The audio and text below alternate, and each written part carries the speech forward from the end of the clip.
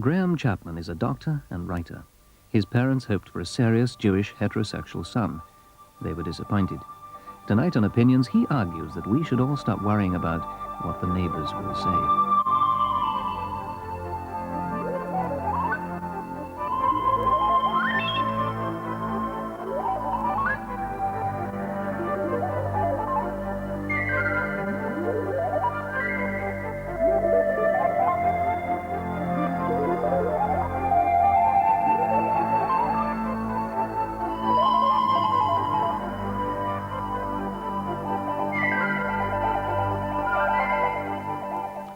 A chat about what will the neighbours say could become a dissertation, a pompous word, on peer pressure, which is both glib and pompous.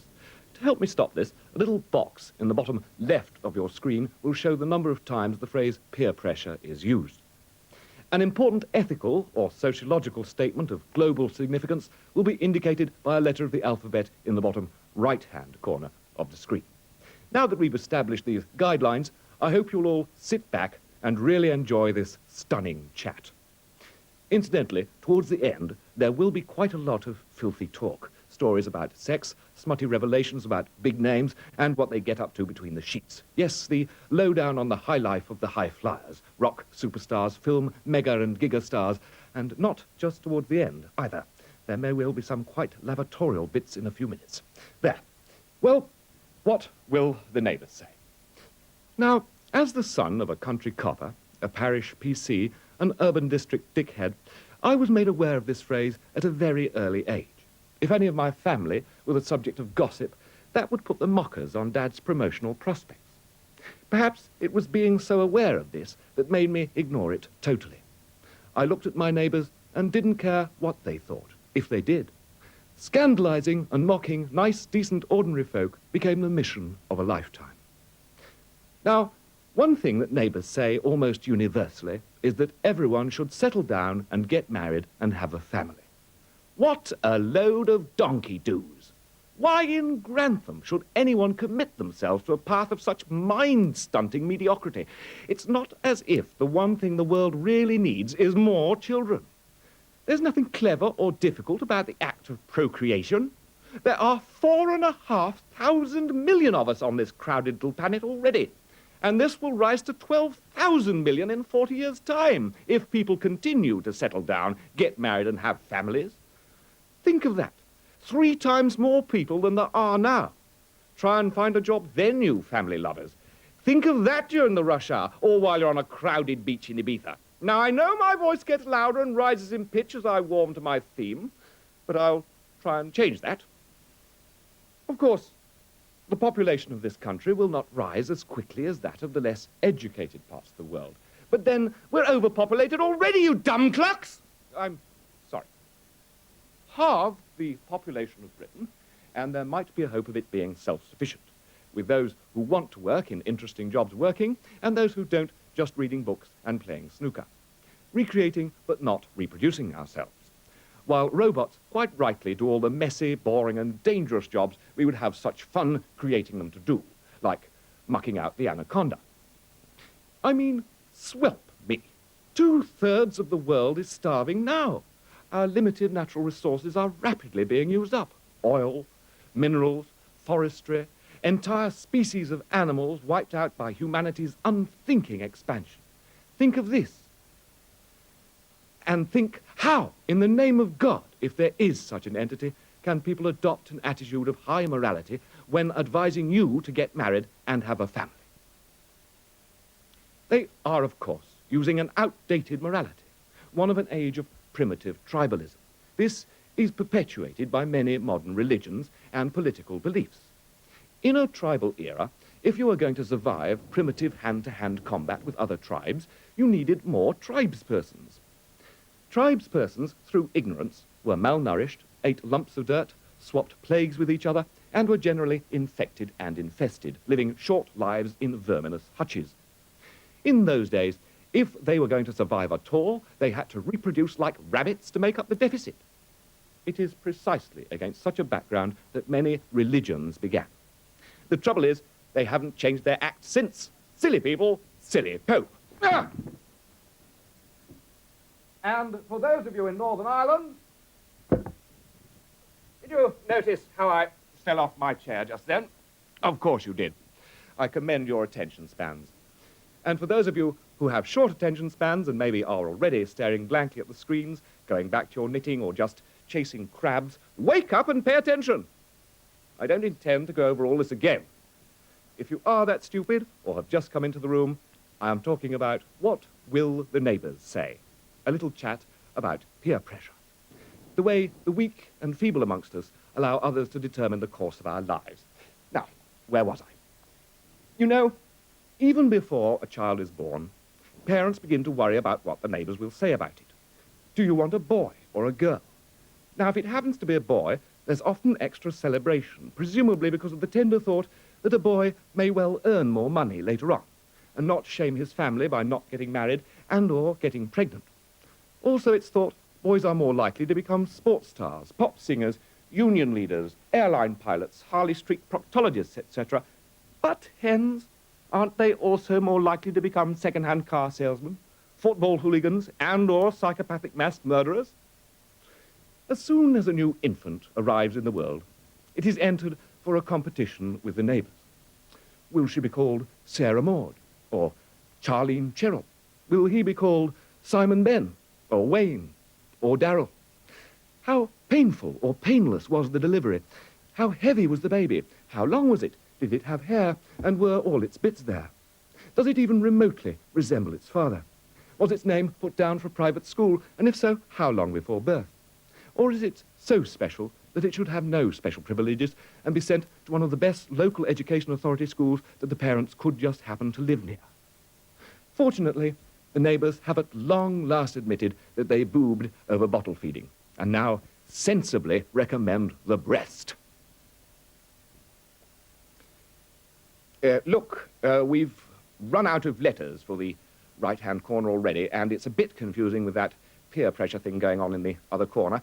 I think it would be better if you just assume that everything I say is staggeringly important. You won't go far wrong. The next neighbourly competition is called milestones. How much more quickly did your child learn to grin, walk, crawl, say dada, and erupt teeth? All useful signs for the paediatrician looking for abnormalities, but even better for gossip. Neighbours love to count their blessings as they label others as weirdos. Simply being left-handed once evoked prejudice. How many left-handed corkscrews or pianos have you seen? I mean, real left-handed pianos with notes the other way round, as a left-handed person should have the right to expect. It's not fair, is it?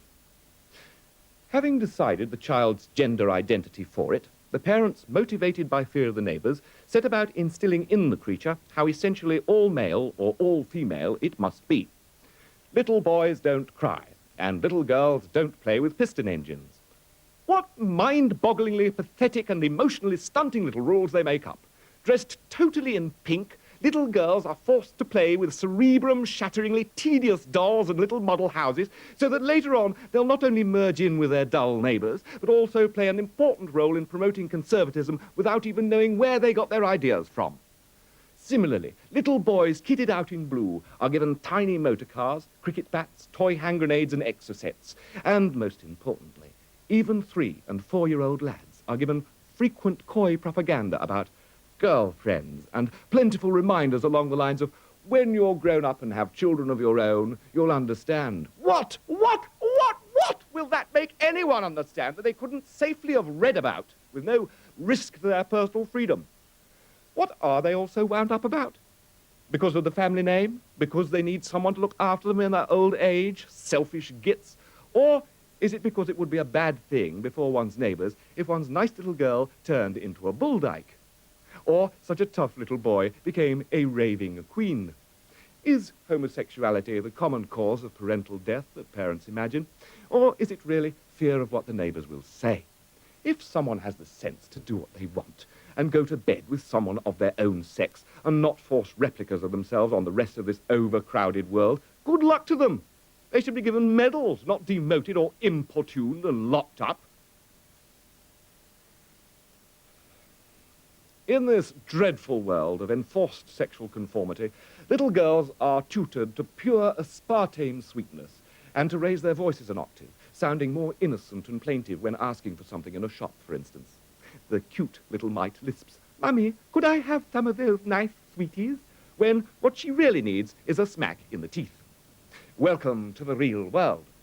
Little boys, on the other hand, are indulged to be conservatively naughty, cheeky, and non-effeminately grimy.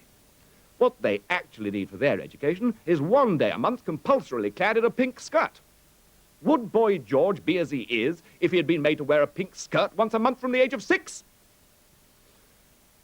You may have noticed just now a gentleman walk behind me carrying a cardboard penguin.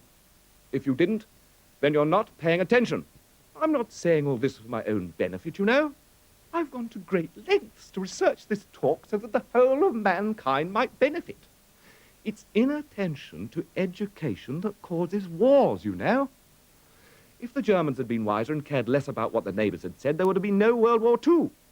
But no, you don't want to know. And all peace protesters are weirdos, so the neighbours say. And the Americans have got no history and therefore can't think. And the Russians are all very, very, very, very evil, though I'm not quite sure how, except that it involves the KGB and red something or other. Oh, you globe full of ninnies, pull yourselves together.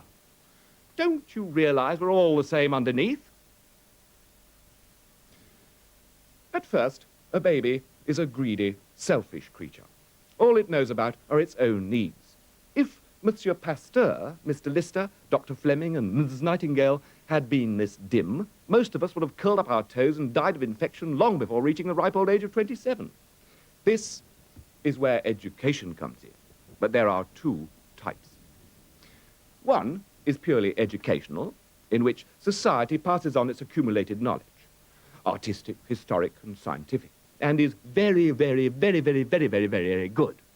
The other is indoctrination, which poses as education, but is excrementally treacherous, deceitful, and prone to mythomania.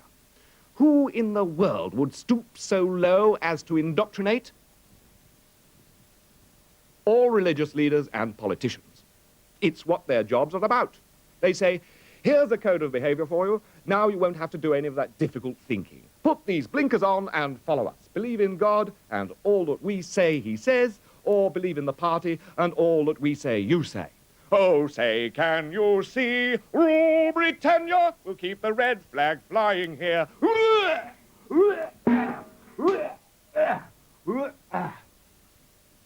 I have seen the light. Ours is the true way.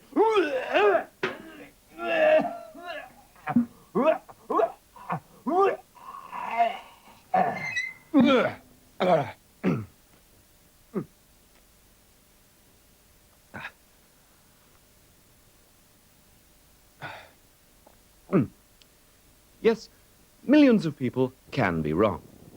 They betray their ignorance and prejudice by their intolerance of other moralities and their insistence that theirs is the only way. I remember an ad for Volkswagen cars which said that 25 million people could not be wrong. Remember World War II? Need I say more? So think and don't blindly follow. Choose the best bits of all philosophies you can find and build your own. You don't have to be a Christian, a Muslim, a Buddhist, a communist, a logical positivist, or a vegan to use your brain. In fact, to be committed to such a club is to sentence millions of brain cells to shameful inactivity. Religion, nationalism, and political fervour are enemies of rational thought. At best, dearest viewer, we should stroll a careful course, retaining our individualism and freedom of thought, while conforming only to social behaviour patterns which benefit and enlighten rather than harm others. Of course, the neighbours can be right.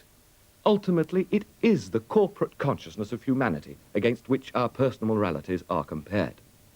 Thankfully, this corporate consciousness is not fixed. It is growing and developing as it absorbs and accepts new ideas. Ideas pioneered by individuals who it may once have persecuted, and who eventually become the heroes of man's search for truth.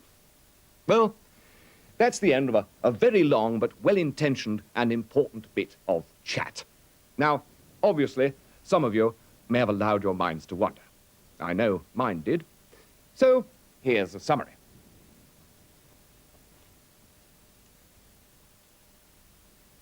So, back to peer pressure. During early childhood, when... I think I just said peer pressure. Oh, there.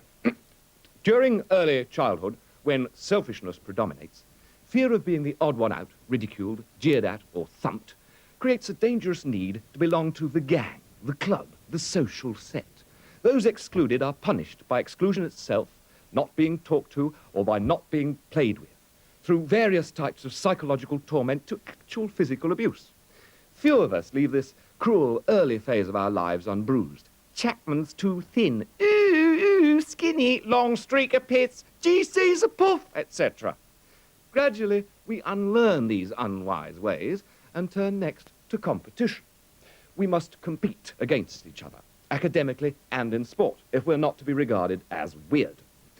Competition can spur you on to greater efforts and seems to be essential to most otherwise innately lazy human beings.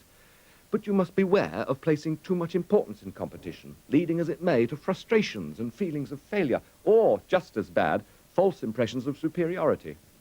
You remember Wilkinson, who was so brilliant in the sixth form, went straight on to get a first at Oxford, and then was never heard of again, although there was some talk of men in white coats. Now, of course, no one would tolerate a Brave New World mentality where people are conditioned to accept permanent labels of superiority or inferiority. So isn't it surprising that's precisely what we do accept? The ignorant convince themselves that their superiors are in fact inferior because they can't see that lounging around and being a selfish lout is a lot less effort and much more butch. Those who are educationally spoon-fed believe it is only their own efforts that have brought about their superior status, and others simply didn't work hard enough or are genetically inferior. Everyone should be encouraged to progress to the full extent of their potential, not put in their place and forbidden further growth. Later in life, fear of not belonging may even tempt us to be less than true to our inner convictions, leading us to denounce them and even paradoxically actively campaign against them, so convincingly hiding one's real thoughts. What a pathetic way to live. Whether you believe in an afterlife or not, I think it's wiser to assume that there is none, and at least be true to yourself in life, as most likely this is your only shot at it.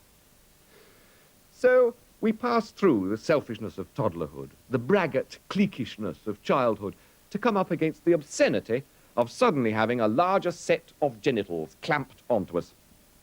Now, some view this prospect with pride, and yet another valid area for competition. Na, na, na, na, na, hoo, hoo, hoo, titta, titta, titta, whisper, whisper, whisper. Because the one thing the neighbours cannot talk about to each other openly is sex, even though privately it's their favourite topic of conversation. Didn't you know that, one pubescent taunts another, the would-be grown-up is afraid to ask through fear of ridicule? Parents should tell their children more about sex.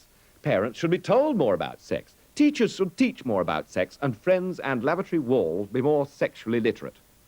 There are fewer dark areas now, but it's not long since neighbours thought that the female orgasm was unnecessary and rare. Masturbation was thought to stunt growth and lead to blindness, and marriage was the only cure. What blather-skittick bunk! It's a common misconception of the sexually literate that sex consists of a male putting his penis into a vagina and pumping away until orgasm, and that is all. There is no other valid form of sex. Now, this used to be regarded as the British missionary position, a form of sexual gratification indulged in by those wary of other entertaining possibilities.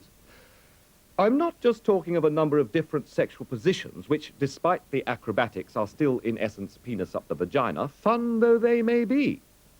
Full sexual orgasm, as everyone should really know, can be achieved in mutual masturbation, for instance, which is not only unwanted pregnancy-free, but minimizes the risk of venereal disease and teaches us a great deal about how to truly arouse our partners to heights of pleasure and gratification. If there is one single area in which you can rely on your neighbor's ignorance and intolerance, it is sex. It may be a good way of meeting friends and forming deep relationships, but unfortunately it can arouse very destructive feelings of guilt, envy and jealousy, and it's for this reason that sensible discretion on sexual matters is still a necessity. I think you can expect people to object if you thrust sex under their nostrils. Fear of being himself and what his immediate neighbors say pushes the young adult to conform by smoking carcinogenic cigarettes, drinking poisonous quantities of alcohol, sniffing glue, smoking dope, snorting coke, shooting heroin to demonstrate his or her independence. Friends won't easily let you say no. Sheep-like, you follow others. Your attempt to dress differently sadly becomes a uniform as desperately you try to avoid the rut you will inevitably fall into. Pathetic, aren't we? Old age, our neighbours say, will make you less active, less attractive, more stupid and asexual. And it will, far sooner than it might, if you make the mistake of believing stupid neighbours yet again. Take care of your body. Eat and drink sensibly, exercise your body and mind, and old age will not be the trial it is for many. Grow old gracefully, say those bleeding neighbours, damn them. Well, don't give up without a huge struggle, yes, even with time. At last, scientists are learning how to turn back some of our body clocks. Good luck to them. It's theoretically possible for a human being to live to 150 years of age. Let's push ourselves beyond their limits. Limits are set to be broken. Let us begin to treat the aging process as a group of diseases that can be treated and not as some inevitable doom to be whispered about. People who think they've gracefully accepted the inevitable are fond of saying, "Oh, I wouldn't want to live forever." Oh, yes, they would if they thought they had a chance. The alternative is, after all, death, which is a bit final. Even if you think you're going to casually ooze off into some eternal nirvana, you've got the whole of eternity to do that in. Why be in such a rush to find out? It could be a dreadful disappointment, and there are no return tickets. I strongly suspect that death is the dullest state we could fall into, and should never be looked upon favourably by the sane. It's nothing to be afraid of, just something to avoid. Well, that's enough about death. Now some smutty revelations about big names. Right, I happen to know that John Travolta, Neil Diamond...